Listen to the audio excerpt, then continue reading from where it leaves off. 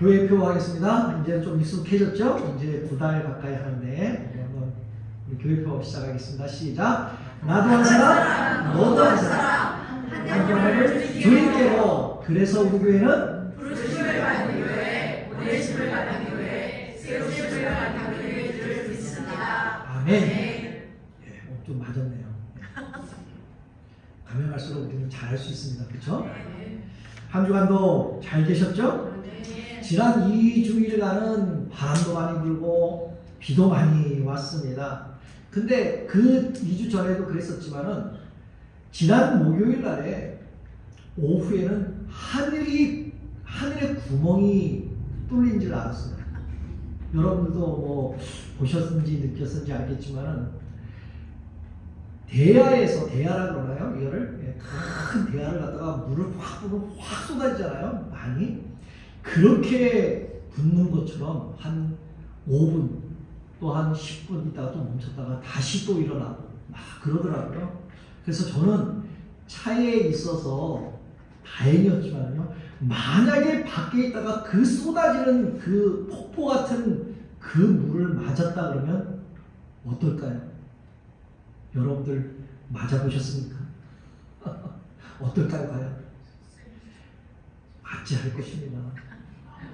생지가 아니라 정말 이거는 상상을 초월할 것 같아요. 그렇게 비가 오니까요, 밖에서 이렇게 보니까 무섭더라고요. 쏟아지는 거 보니까. 그럼에도 불구하고 한 주간도 여러분들 하나님의 보살핌과 은혜 속에서 잘 계셨을 줄 믿습니다. 여러분들 지금 행복하세요? 아무 걱정 없으세요? 진짜로? 진짜로? 조금 있죠? 조금 있습니다. 걱정이 없을 수가 없잖아요. 행복을 하지만 그 행복 안에 걱정과 염려가 아주 쬐금 있다는 것이죠. 세상의 모든 사람들은요, 이 세상을 살아가면서 성공과 행복과 그 기쁨을요, 꿈꾸며 살아가고 있습니다. 하루하루. 내일은 기쁨, 내일은 행복, 그 다음 내일은 또 다른 내일에 대한 기쁨이 있다. 오늘보다 더 나은 내일을 맞이하자라는 그러한 얘기들도 하잖아요. 마치 세상이 나에게만 부어주는 그 축복과 기쁨과 행복이라고 생각하는 사람도 아마 있을 것입니다. 너무나 많은 복을 받으니까 그렇겠죠. 그러나 만약에 이러한 행복과 기쁨과 이런 모든 것들이 하나님을 떠난다면, 하나님을 떠나서 기쁨을 맞이한다면, 하나님을 떠나서 행복을 맞이한다면 과연 그게 행복일까? 과연 그게 축복일까? 사랑하는 성도 여러분, 성경은 분명히 말씀합니다. 하나님 없이 행복과 기쁨, 바로 그 풍요는요, 오히려 심판을 가져올 뿐이라고 성경은 분명 말씀하고 있습니다. 결국 헛된 것이 된다는 것을 오늘 본문들이 말씀하고 있는 것이죠.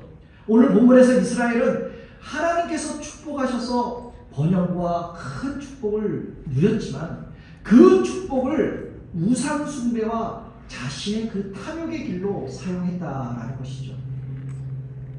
하나님께 받은 은혜를 하나님 뜻대로 사용하지 않고 자신의 욕망과 자신의 그 쾌락과 나의 이익을 위해서 남용하고 사용했던 것입니다. 그 결과가 어떻게 되었을까요? 하나님은 그들을 심판할 수밖에 없었습니다. 오늘날 우리의 모습을 만약에 이 본문을 비춰본다면 혹시 같지 않을까, 마찬가지 아닐까라는 생각이 합니다. 여러분들은 하나님께 받은 축복을 과연 어떻게 누리고 살아가십니까? 또한 어떻게 사용하고 계십니까? 세상의 물질과 성공이, 또한 많은 축복이 많아지면 많아질수록 어떨까요? 하나님을 더욱 찾고 의지하는 것이 아니라 축복과 그러한 성공과 물질이 많아지면 많아질수록 하나님을 더 찾아야 되는데 우리들은 더 멀리 한다는 것이죠. 오히려 신앙의 본질을 잃어버린 채 겉으로만 믿음의 모습, 겉으로만 보이게 하는 그러한 신앙의 모습을 우리가 유지하고 있지는 않은가. 우리는 때로는 신앙의 길에서 두 마음을 품으며 흔들릴 때가 참 많이 있습니다. 하나님을 사랑한다고 하면서도 세상을 더 사랑할 때가 있고요. 오늘처럼 이렇게 예배를 드리면서도 다른 한편에 내 마음이 다른 데가 있어요. 생각이. 집에 두고 오는 꿀떡이 지금 생각이 들지 않을까. 오늘 아침에 저희 아내가 만두를 쪄놨어요. 그 만두를 너무 공평하게 우리 두 아들에게 나눠줬는데, 이게 나눠 접시에 담아놨는데 과연 만두가 남아있을까, 이런 마음이 저한테 있다는 것이죠. 그렇지 않나요 여러분들? 집에 두고 그 생각, 예배를 이렇게 참 예배를 드리면서도 또 다른 한편으로 다른 생각을 하고 있다는 거죠. 오늘 본문에서 호세아 선지자는요, 이스라엘 백성이 하나님을 떠나 우상을 섬기며 두 마음을 품고 있는 모습을 오늘 본문에서 강하게 책망하고 있습니다. 하나님은 분열된 마음이 아니라 하나님 뜻에 집중하는 삶을 살기를 원하시고 계시다라는 것이죠. 사랑하는 성도 여러분, 하나님께서는 우리에게 물질만 주는 것이 아니라 재능도 주셨고요, 건강도 주셨고요, 시간도 주셨고, 또한 사람들과의 그런 관계성, 사람들을 만날 수 있는 그런 관계, 또한 많은 것을 우리에게 허락하셨다는 것이죠. 하지만 그것들이 하나님을 떠나는 도구가 된다면, 물질이 많아서 하나님을 외면하는 된다면, 사람과 사람을 만나서 하나님을 떠나게 된다면, 나의 같은 재능을 하나님을 위해 써야 되는데 다른 데, 세상을 위해서 하나님을 떠난 데에 사용을 한다면 그것은 바로 심판의 이유가 된다는 것이죠. 그러므로 오늘 본문을 통해서 우리가 하나님께 받은 복을 어떻게 사용해야 하는지 돌아보시기를 주님의 이름으로 축복합니다.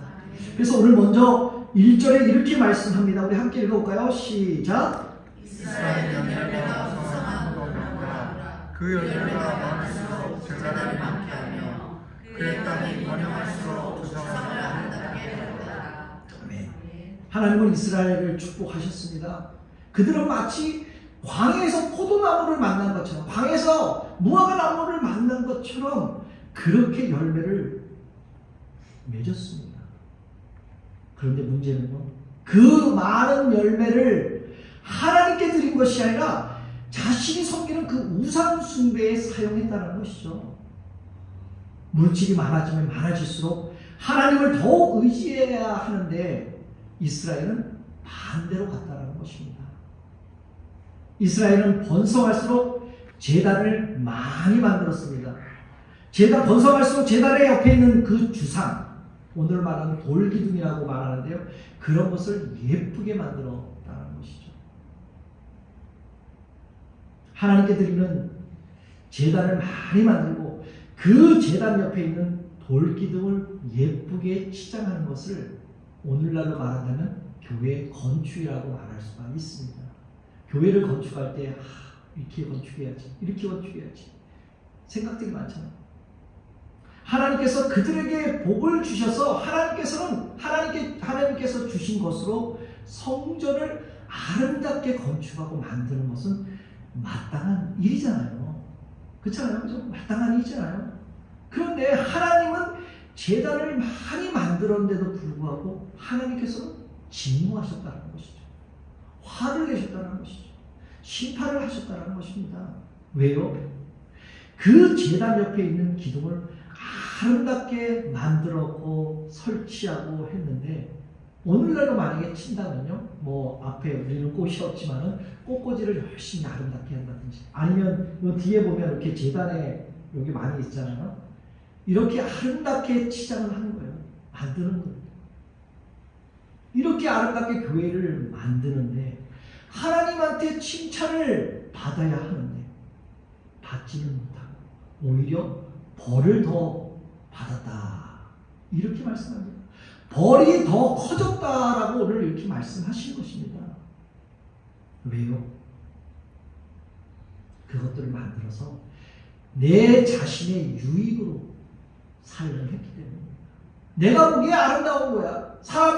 하나님 보기에 아름다워야 되는데 내가 보기에 아름다운, 좋은 거. 이렇게 사용을 했다는 것입니다.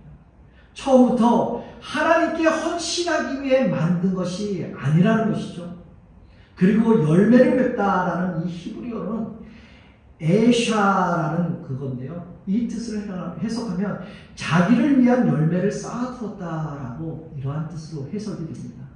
자기들의 마음의 평안을 위해서, 자기들의 마음을 즐겁게 하기 위해서 자기들이 그런 크고 훌륭한 것을 만들었다라고, 이건 내가 만들어서 내가 했어 라는 그러한 자랑거리를 위해서 만들었다라는 것이죠. 생각해 보세요. 교회는 누구를 위해서 만들어진 것입니까? 교회는. 과연 교회를 누구를 위해서 만들었을까요? 바로 하나님의 영광을 위해 만들어졌다는 것입니다. 그렇기 위해서 우리가 교회 건축을 하고 교회 예배드리고 그런 거 아닙니까? 그런데 그 교회를 내가 만들었어, 내가 얼마했어 뭘 했어 라고 이렇게 자신을 과시하며 만들었다는 것입니다. 어쩌면 오늘날 우리의 모습도 이와 다르지 않다는 것입니다. 그런 마음이 우리에게는 손톱만큼이라도 있다는 것이죠. 어쩌면 처음에는 하나님의 은혜로 살지만은 형편이 조금 나아지고 내 믿음이 조금 성장해진다면, 경제적으로 조금 나아진다면 어떻습니까?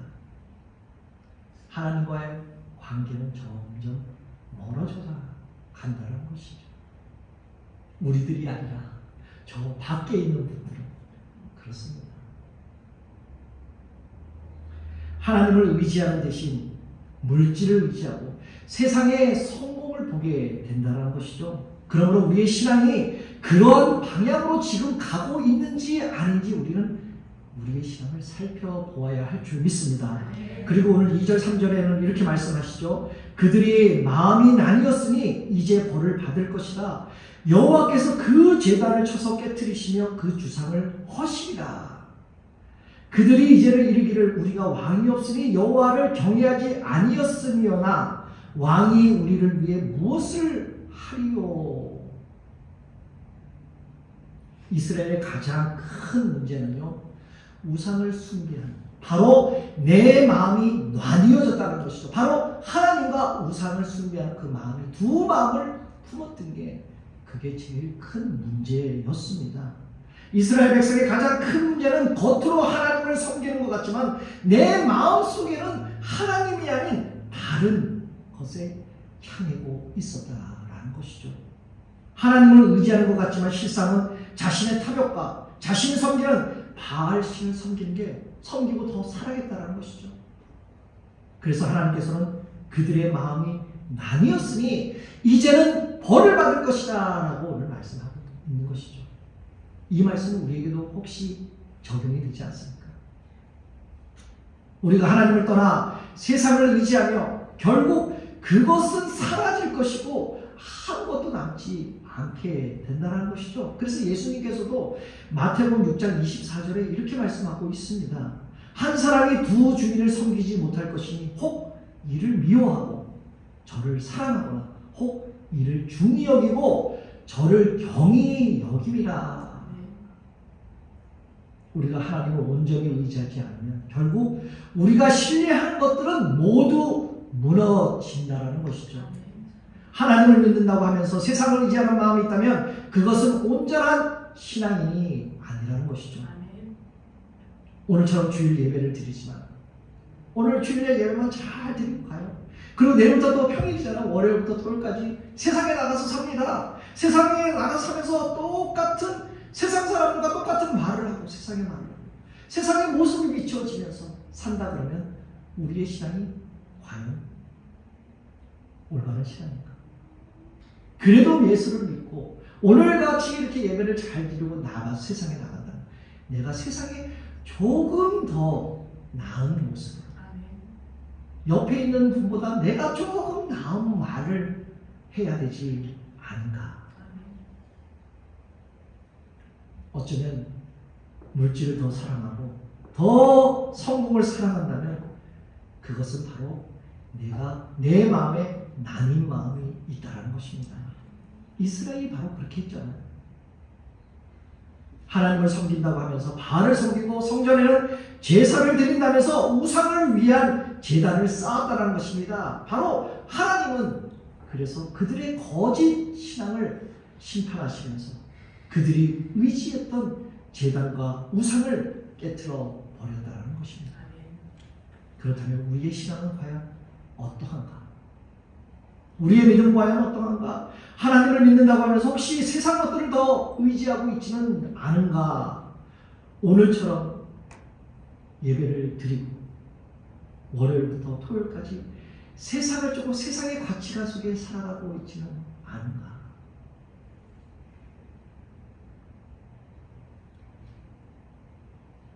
작년도 성탄절 예배, 샌프란시스코 성탄절 예배에 가신 분들은 아마 기억하실 수 있을 거예요. 그때 어떤 그 목사님, 설교하시는 목사님이 예하로 말씀하신 건데요. 그때는 저를 그 얘기를 들으면 되게 많이 웃었어요. 모든 사람들이. 근데 제가 그 목사님처럼 웃기게 얘기할지는 모르겠지만 한번 잘 들어보시기 바랍니다. 어느 며느리와 시어머니가 주고받은 그 카톡 내용이라고 합니다. 이렇게 며느리가 보냈어요. 아버님, 어머님 보세요. 우리들은 당신들의 기쁨의 조가 아닙니다. 나이가 들면 외로워집니다. 그리고 그 외로움을 견딜 줄 아는 사람이 성숙한 사람이고요. 자식, 손자, 며느리에게 인생의 위안이나 기쁨이나 안전을 구하지 마시고 외로움은 친구들이랑 달래시거나 취미생활로 달래세요. 죽을 땐 누구나 혼자입니다. 그 나이에는 외로움을 품을 줄 아는 사람이 사람다운 사람이고요. 나이 들어서 젊은이 같이 살려고 하는 게 바로 어리석은 겁니다. 마음만 청춘이고 어쩌고 저쩌고 이런 어리석은 말씀을 좀 하지 마세요.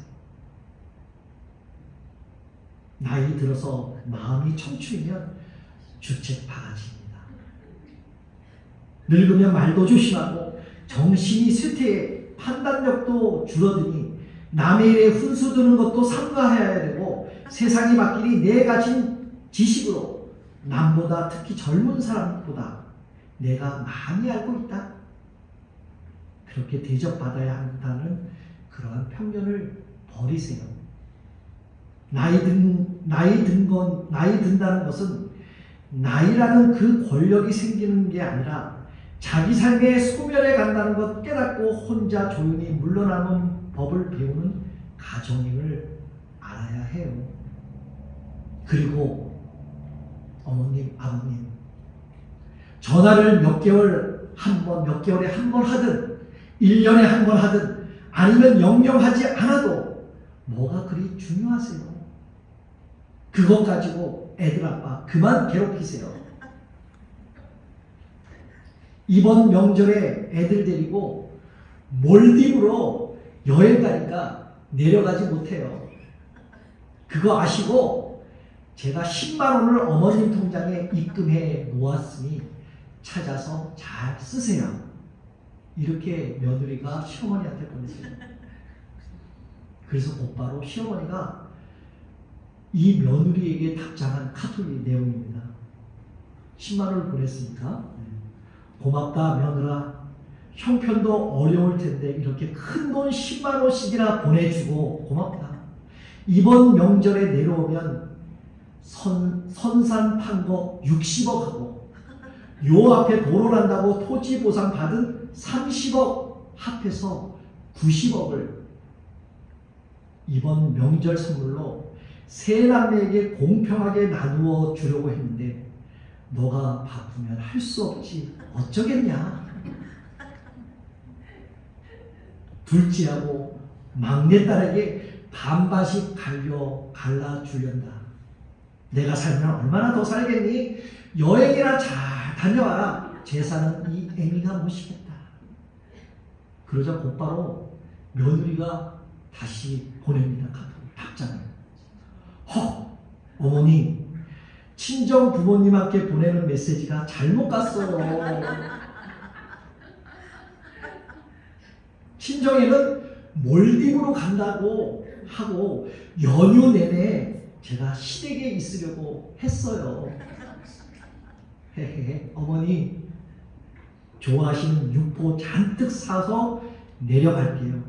항상 딸처럼 아껴주셔서 감사해요. 오늘은 어머니에게 엄마라고 부르고 싶네요. 엄마 사랑해요. 시어머니가 이 보고를 한 다음에 다시 답장을 보냅니다.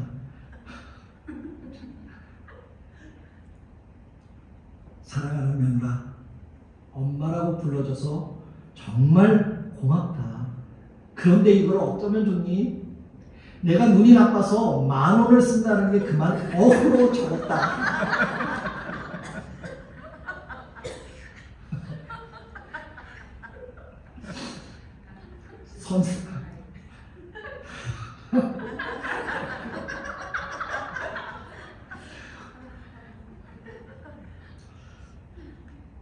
선산 판 거 60만 원.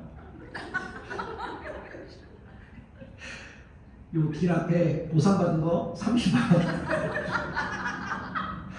합해서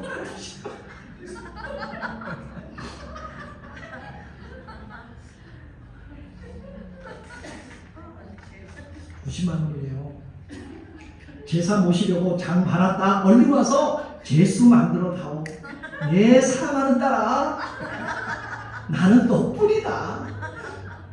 사랑한다, 내 딸아. 이해하셨나요? 제가 좀 재밌게 좀 웃기면서 설명을 잘 드려야 되는데 그렇지 못해서 죄송하고요. 여기 보면 90억하고 90만 원 하고 차이가 있잖아요. 금방 마음이 바뀌는 거예요. 난 몰디브로 놀러 간다, 여행 간다 그러면서 90억을 쓴다니까 30억씩 나눠준다니까 금방 친정으로 달려간다는 이 마음. 바로 이 마음이 어쩌면 우리들 마음도 이렇게 큰 거, 좋은 거를 주면 마음이 달라진다는 것이죠. 어쩌면 좋아하는 소리만 들으려고 하고 있고 누구든 나쁜 소리를 듣기 싫어하잖아요.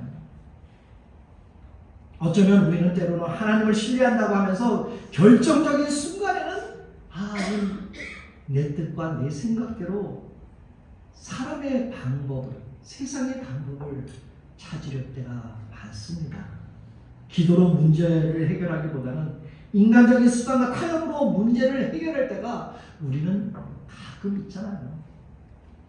믿음으로 나아가기보다는 두려움 때문에 어쩌면 세상의 방식에 따라 살아갈 때가 참으로 많은 것 같습니다. 그러나 사랑하는 성도 여러분, 하나님은요, 완인 마음, 바로 두 마음을 기뻐하지 않을 줄 믿습니다. 그리고 7절에서는 이렇게 말씀합니다. 사마리아 왕이 물 위에 거품같이 멸망한다 라고 말씀하고 있습니다. 사마리아 왕은 결국 거품처럼 사라질 것이다 라고 말씀합니다. 화려했던 권력도 사라지고 힘도 한순간에 사라진 것이 바로 세상의 본질이다 라는 것이죠. 그리고 8절에는 이스라엘의 죄된 그 산당, 예언의 그 산당이 무너지고 가시와 찔레가 그 제단 위에서 무성하게 자랄 것이다 라고 말씀합니다. 하나님은 이스라엘의 죄악 때문에 그 제단이 무너질 것이라고 경고하고 있고, 그러나 그 심판의 메시지는 끝이 아니라 바로 회복을 위한 초청인 줄 믿습니다. 하나님은 두 마음을 품는 자를 미워하지만 온전한 마음으로 되돌아오는 사람을 바로 사랑하시고 회복시켜 주실 줄 믿습니다. 그래서 야고보서 4장 8절에 이렇게 말씀하시잖아요. 한번 같이 읽을까요? 시작. 하나님을 택하여 그리하면 너를 가까이 하시리라. 죄인들아 손을 깨끗이 하라. 두 마음을 품은 자들아 마음을 성결하게 하라. 두 마음을 품은 자들아 마음을 성결하게 하라. 그러므로 사랑하는 성도 여러분, 하나님은 우리가 온전한 마음으로 돌아오기를 기다리고 계실 줄 믿습니다. 우리의 신앙이 세상과 하나님의 사이에 갈팡질팡하지 않고 하나님께 정말 뿌리를 내릴 때 우리의 삶은 절대로 흔들리지 않을 줄 믿습니다. 그래서 예레미야 29장 13절에도 이렇게 말씀하시잖아요. 너희가 나를 찾고 온 마음으로 구하면 나를 만나리라 라고 말씀하고 계십니다. 그럼 사랑하는 성도 여러분, 하나님은 우리의 온전한 마음을 원하시고 계실 줄 믿습니다. 그분이 우리의 주인 아닙니까? 우리의 삶을 다스리는 분 아닙니까? 혹시 내 마음에 하나님보다 더 사랑하는 것이 있다면 오늘 이 시간 그것을 내려놓기를 주님의 이름으로 축복합니다. 하나님과 세상은 동시에 섬길 수가 없습니다. 이스라엘처럼 나뉜 마음으로 살다가 심판을 받는 것이 아니라 온전한 믿음으로 하나님께 되돌아가야 할 줄 믿습니다. 오늘 이 순간 우리의 마음을 다시 한번 점검하고 하나님이 기뻐하시는 삶을 세상의 방법과 타협하는 것이 아니라 하나님을 전적으로 신뢰하는 그런 마음으로 살아가시기를 다시 한번 주님의 이름으로 축복합니다. 오늘의 본문의 이스라엘 백성은 하나님을 섬긴다고 하면서 우상을 섬기고 자기의 이익들을 추구하고 따라갔잖아요. 겉으로는 예배하고 제사를 드렸지만 실상은 우상을 섬기고 내 마음껏 나의 기쁨으로 살아갔다는 것이죠. 그러므로 오늘 우리의 삶을 돌아보시기를 다시 한번 주님의 이름으로 축복합니다. 지금 이 순간 나의 믿음이 온전한지 안한지 여러분들 점검하시고요. 하나님 앞에 겸손히 나아가시기를 바랍니다. 우리의 마음이 하나님께 온전히 향할 때 하나님은 우리를 다시 회복시켜 주시고 축복의 길로 반드시 인도하여 주실 줄 믿습니다. 오늘도 그 약속의 말씀, 너희가 나를 찾고 온 마음으로 나를 구하면 하나님께서는 나를 만나 주신다는 이 말씀을 믿고 십자가 단단히 붙들고 두 마음이 아닌 하나님만을 의지하는 한 마음으로 세상에서 승리하시기를 다시 한번 주님의 이름으로 축복합니다. 사랑하는 성도 여러분, 예수님을 믿는 신앙생활을 하면서 우리들은 늘 질문할 게 있습니다. 점검해야 될 게 있습니다. 하나님께서는 우리들에게 질문하고 있는 거예요. 또한 우리는 내 자신에게 스스로 질문해야 될 질문들이 있습니다. 그게 바로 교회와 주를 위해서 얼마나 헌신했는가, 얼마나 교회를 위해서, 사회를 위해서, 선교를 위해서 얼마나 많이 봉사했느냐가 아니라 예수님께서 우리 각자에게 너는 나를 얼마나 사랑하느냐, 이러한 질문을 하고 계시다는 것이죠. 과연 여러분들은 주님을 얼마나 사랑하십니까? 저와 여러분들은 베드로처럼 수없이 실패하고 주님을 실망시켜 드릴 때가 참 많았습니다. 아니 지금도 많을 것입니다. 베드로는 심지어 주님을 부인하며 배반까지 했잖아요. 그럼에도 불구하고 베드로는 어땠습니까? 죽는 순간까지 주님을 위해서 헌신하다 순교하지 않았습니까? 이렇게 부족한 우리들에게 오셔서 말없이 우리의 동행하시며 절망 중에 있는 우리에게 힘을 주신 그 주님이 변함없이 사랑으로 오셔서 너는 나를 사랑하느냐? 너는 나를 사랑하느냐라고 질문하십니다. 내가 너를 얼마나 사랑하는지 너는 아느냐? 내가 얼마나 좋아하는지 너는 아느냐? 내가 얼마나 너를 기다리고 있는지 너는 아느냐? 너는 아느냐? 내가 너를 살리려서 나의 생명을 주었고 내가 너의 수치를 씻으러 나의 생명을 준 것을 너는 아느냐. 사랑하는 성도 여러분, 여러분들은 이 질문 속에 뭐라고 대답하시겠습니까? 여러분들은 이 질문 속에 어떠한 반응을 하시겠습니까? 그럼 사랑하는 성도 여러분, 하나님은 우리 각자의 마음을 알아주시잖아요. 그런데 그 마음이 한 마음이어야 된다는 것이죠. 두 마음이 아닌 한 마음으로 하나님께 나아가기를 주님의 이름으로 축복합니다. 이제 말씀을 맺겠습니다. 하나님과 세상을 동시에 섬길 수는 없습니다.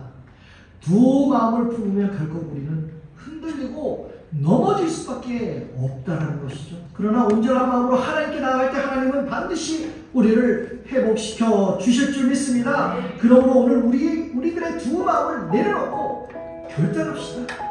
하나님을 온전히 사랑하기를, 그분을 따르기를 오늘 우리 결단하십시다. 이제 더 이상 세상이 주는 기쁨, 세상을 의지하지 않고 하나님께 소망을 두시며 여러분들 살아가시길 바랍니다. 너는 나를 얼마나 사랑하느냐라는 이 질문 속에서 우리들은 이렇게 결단해야 되지 않을까요? 주님, 나도 주님을 사랑합니다. 나도 주님을 사랑합니다. 내 마음이 흔들리지 않도록 주님, 나를 붙잡아 주시옵소서. 오직 주님만 사랑하며 주님을 따르겠습니다. 이러한 결단이 여러분들에게 오늘 있으시길 바랍니다. 그러므로 사랑하는 성도 여러분, 지금 바로 하나님께 돌아가십시오. 하나님은 우리의 실수와 아픔을 아시고 그 모든 것을 회복하여 주실 줄 믿습니다. 우리가 한 걸음만 나아간다면, 한 걸음만 디딘다면 하나님은 우리를 두 팔을 벌리고 기다리고 계실 줄 믿습니다. 오늘 하나님께 돌아가는 그 한 걸음이 우리의 삶을 변화시키는 그러한 시작의 발걸음이 되시기를 바랍니다. 바로 회복과 은혜의 길을 걸어가면서 두 마음을 품지 않고 오직 하나님 안에서 진정한 평화와 기쁨을 찾는 그러한 새로운 출발을 시작하시는 우리 모두가 되시기를 다시 한번 예수 그리스도 이름으로 축복합니다. 그래서 우리 한번 찬양한 건 어떨까요? 정말 이 찬양이 우리의 결단할 수 있는 그런 찬양이 됐으면 좋겠어요. 내가 너를 얼마나 사랑하는지, 내가 너를 얼마나 좋아하는지, 내가 너를 얼마나 기다리고 있는지 너 아니? 라는 이 질문에 여러분들 오늘 답하시기 바랍니다. 어떻게 답하실까요? 어떻게 답하시겠습니까? 나도 사랑합니다. 나도 사랑합니다 주님. 이런 답하는 그날 오늘 찬양 속의 고백이 되시기를 바랍니다. 우리 함께 찬양하며 나갑시다.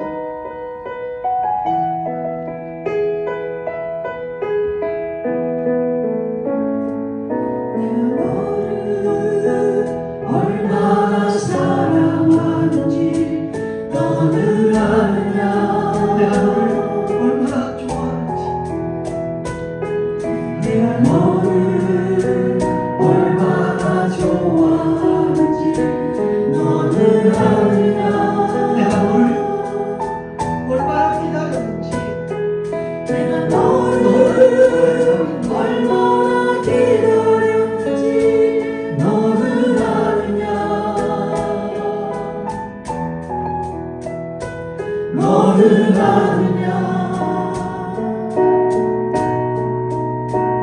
너를 우리 한번 더 믿음으로 고백하며 나갑시다. 내가 너를 얼마나 사랑하는지 너는 아느냐.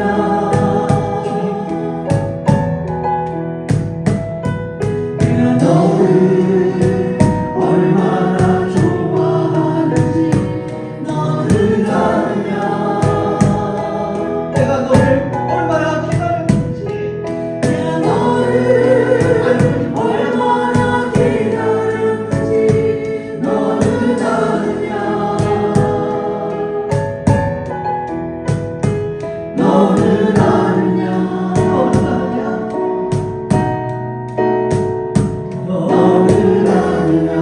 너를 살리려 너를 살리려 나의 생명을 주었고 내가 너의 수치를 씻어 내가 너의 수치를 씻으며 나의 생명을 주었으니 너 알고 있지 너 알고 있니 이런 식으로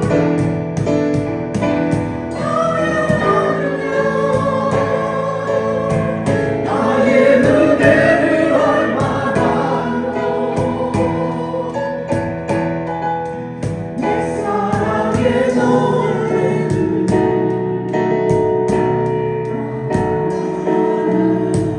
우리 앞에 시간 기도하며 주여 앞에 나가는데요 정말 이 가사가 예수님께서 나에게 질문하는 그 가사 아닙니까? 그 가사 속에 질문하는 것 속에 여러분 오늘 기도하며 얘기해 보십시오. 대답해 보십시오. 주님, 나도 사랑합니다. 고백하며 우리 한번 주님 앞에 나가기를 소원합니다. 하나님, 우리를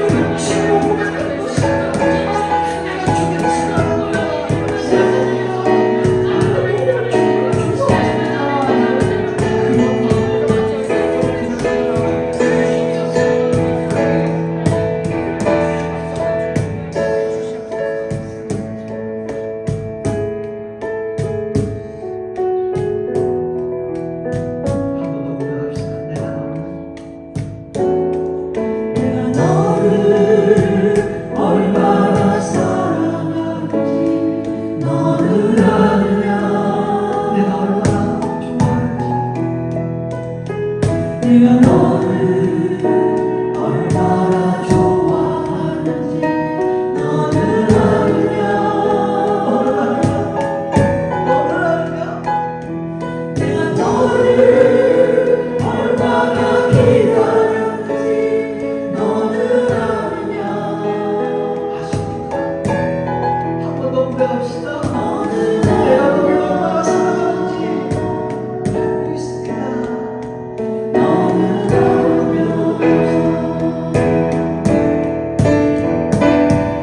내가 너를 얼마나 사랑하는지 너는 아느냐 압니다 주님 내가 너를 얼마나 좋아하는지 너는 아느냐 저도 주님을 좋아합니다. 내가 너를 얼마나 기다렸는지 너는 아느냐 나도 정말 기다립니다. 너는 아느냐 너는 아느냐 사랑의 하나님 감사합니다. 사랑의 하나님 감사합니다. 입술로만 하나님을 사랑한다고 말하면서 우리의 삶 속에서 온전한 하나님을 신뢰하지 못하고 오늘 이 시간 용서하여 주시옵소서. 우리의 연약함을 용서하여 주시옵소서. 나의 어떤 마음이 이제 온전한 하나님의 온전한 마음을 드리기를 원합니다. 우리의 삶을 주장하시고 우리의 걸음을 인도하여 주시옵소서. 하나님만을 우리의 소망이고 피난처를 믿고 살아가게 하여 주시옵소서. 세상의 어떤 유혹에도 흔들리지 않는 굳건한 마음을 믿음을 허락하여 주시옵소서. 내가 너를 얼마나 사랑하는지 하느냐라고. 얼마나 좋아하는지, 내가 너를 얼마나 기다렸는지 아느냐고 이 질문 속에 주님, 나도 사랑합니다. 나도 좋아합니다. 나도 주님 기다립니다. 하는 이러한 고백이 날마다 우리에게 삶 속에 일어날 수 있도록 하나님 인도하여 주시옵소서. 모든 말씀 예수님의 이름으로 기도드립니다. 아멘.